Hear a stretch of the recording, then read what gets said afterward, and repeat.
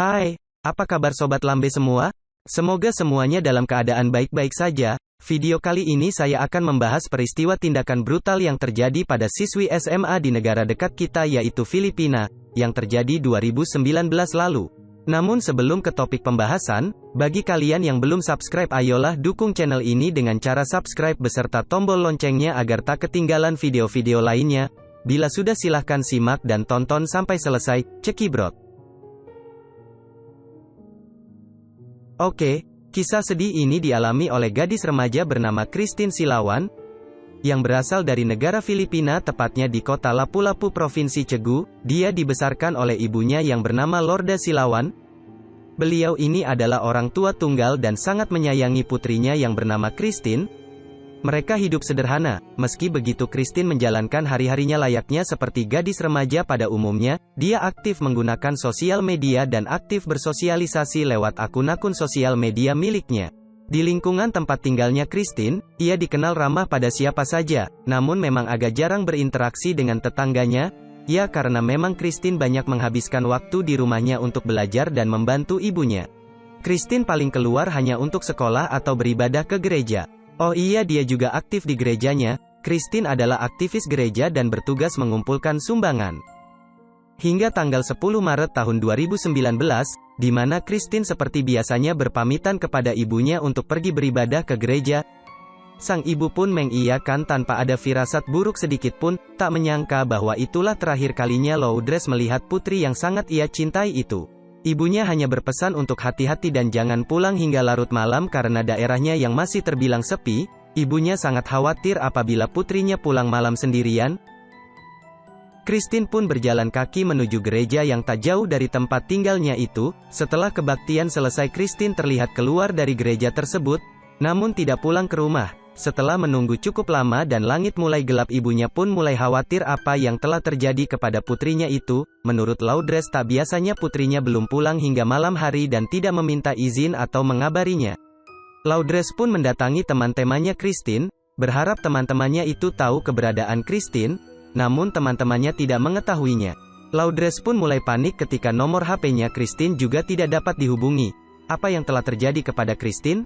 Akhirnya Lourdes pun mendatangi kantor polisi terdekat pada sekitar pukul 9:30 malam dan melaporkan bahwa putrinya itu telah hilang dan meminta tolong agar polisi segera menemukan Christine. Keesokan harinya pukul 5 pagi waktu setempat, dihebohkan dengan penemuan mayat remaja wanita di lahan kosong, dengan keadaan yang sangat mengenaskan, hingga sulit dikenali. Tangannya ada bekas ikatan, banyak luka tusukan, bahkan kulit wajahnya pun sudah tidak ada. Betapa terkejutnya Lourdes, ternyata mayat yang ia lihat itu ternyata putrinya yaitu Christine. Walaupun sulit dikenali, Lourdes meyakini, karena pakaian yang berada di TKP sama persis dengan pakaian Christine yang dikenakan saat kemarin berpamitan kepadanya. Peristiwa ini tentu saja membuat kesedihan yang teramat dalam bagi ibunya. Ibunya tak henti-hentinya menangis seakan tidak percaya bahwa putrinya itu pergi meninggalkan selama-lamanya begitu cepat, ditambah kejadian yang menimpa putri yang sangat ia sayang itu sangatlah keji.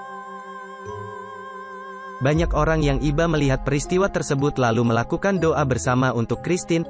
Tak lama, peristiwa tersebut sangat viral, yang membuat warga Filipina marah. Mereka membuat spanduk hingga mengadakan demo meminta agar polisi dengan cepat menangkap pelaku dan dalang atas peristiwa pembunuhan kejam yang menimpa Christine dan dihukum seberat-beratnya.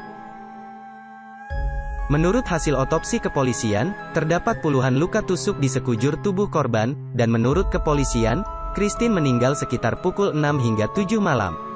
Sehari sebelumnya dan diperkirakan pelakunya berjumlah lebih dari 3 orang. Lalu siapakah pelaku yang tega menghabisi nyawa Christine? Dan apa motifnya?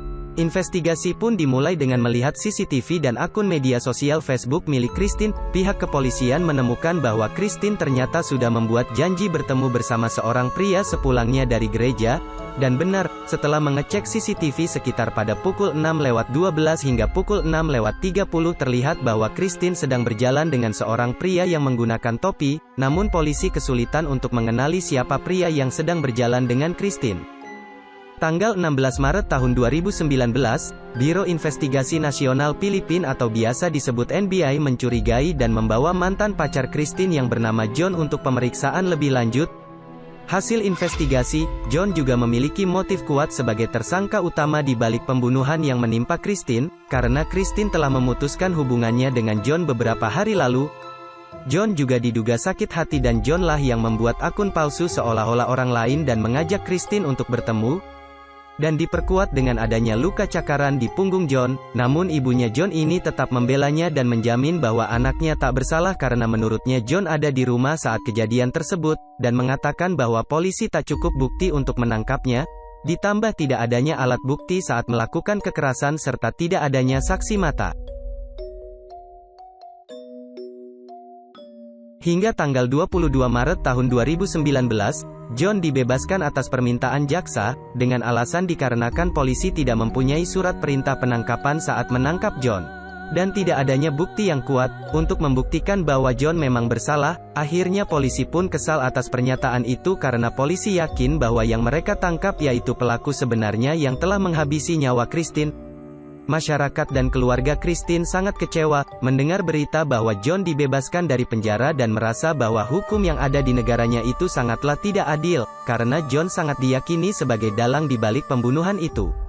Namun sebulan kemudian, tepatnya tanggal 9 April tahun 2019, berita dihebohkan kembali dengan pengakuan yang mengejutkan datang dari pria yang bernama Renato yang berumur 43 tahun. Ia tiba-tiba mengaku telah membunuh Christine, dan ia jugalah yang membuat akun palsu yang bernama CJ Diaz, lalu mengajak Christine untuk bertemu. Ia mengaku sangat terobsesi dengan Christine setelah berkenalan dengannya. Ia pun mengaku telah menjalin hubungan di media sosial, dan berencana bertemu usai acara kebaktian gereja pada Minggu malam. Renato mengaku ia mendatangi gereja dan berusaha menghubungi Christine namun tidak ada respon, hingga akhirnya saat Christine keluar dari gereja, Renato pun langsung mengenali Christine dan mengenali dirinya bahwa ialah yang bernama CJ Diaz itu. Betapa terkejutnya, bahwa yang Christine pikir bahwa CJ Diaz yang telah menjalin hubungan dengannya lewat media sosial itu bukanlah pria remaja seusianya, namun seorang pria berusia 43 tahun dengan wajah yang menakutkan. Karena takut, Christine kemudian bergegas meninggalkannya, namun Renato terus mengikutinya dan terus menggodanya hingga tibalah di tempat lahan kosong luas yang sepi dan gelap. Keluarlah sifat agresif si Renato ini, namun Christine tetap tak menghiraukannya dan juga berusaha untuk tidak panik dan bilang ke Renato bahwa ia akan menemui mantannya. Karena tahu akan menemui mantannya, Renato yang sedang dalam pengaruh alkohol itu dengan teganya langsung menghabisi nyawa Christine tanpa ampun menggunakan gunting hingga meninggal dunia. Ia mengaku kepada polisi atas tindakan yang ia telah perbuat karena kasihan kepada John yang tidak bersalah namun harus menerima tekanan dari masyarakat juga vonis hukuman.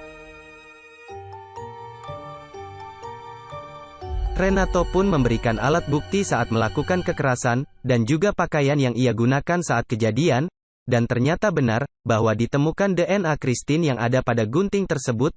Akhirnya Renato pun dibawa ke sel sampai sidang selanjutnya.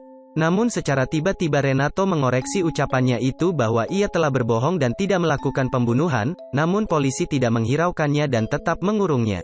Sebelum persidangan dimulai pada tanggal 24 Mei tahun 2020, Renato ditemukan tewas tergantung di dalam sel tahanannya. Menurut polisi, Renato mungkin stres akibat ancaman dari masyarakat dan intimidasi yang dilakukan dari sesama tahanan.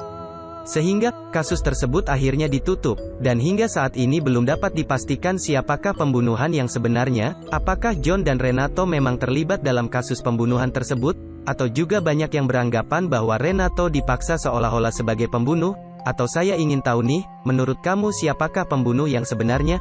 Silahkan berikan pendapat kalian di kolom komentar ya. Terima kasih telah menonton, jangan lupa like apabila suka dan share ke teman-teman kalian. Sampai jumpa lagi di video-video lainnya.